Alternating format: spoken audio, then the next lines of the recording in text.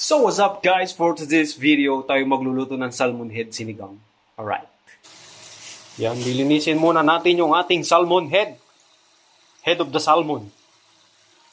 Binili natin kanina sa bayan ng Lingayen. Yan.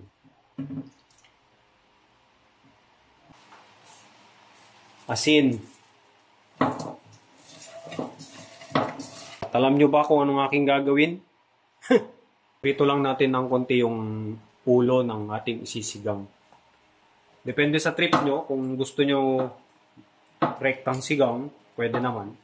Pero ito yung trip ko eh. Diba? Kumbaga, kanya-kanyang trip yan mga pare. Yan, hintayin lang natin. Siyempre habang nagpiprito tayo, pwede na rin natin ang pag-prepare ng ating sibuyas, agat, radis. Ihalo natin na 2 pirasong kamatis, tapos gulay. Kangkong, sitaw, tapos siling haba. Nakuluan lang natin ng konti yung sabaw. Tapos ihalo na natin to. Pakuluan muna natin sila ng sabay-sabay. Hayaan natin na kumulo ulit. Yan, at dahil kumukulo na siya, siyempre, ilalagay na natin yung ating ulo na ating isisigang. Na ating prinito kanina ng bahagya. Yan, kumulan na yung ulo. Tapos, patis yung pinantitimpla ko. Tuwing ako'y nagluluto.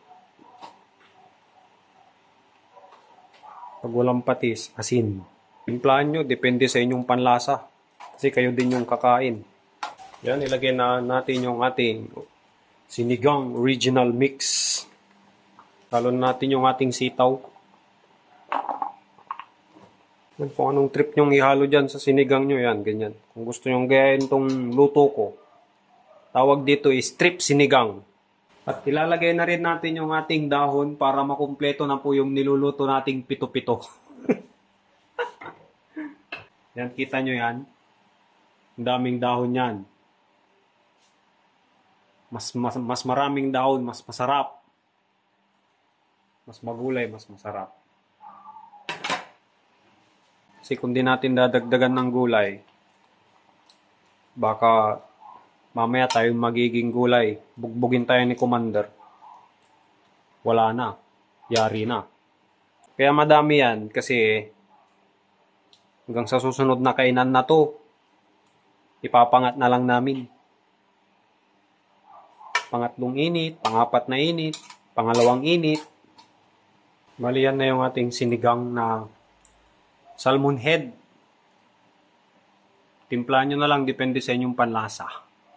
So maraming salamat po sa nanonood ng ating mga videos for today. Yan. Maraming salamat po sa suporta.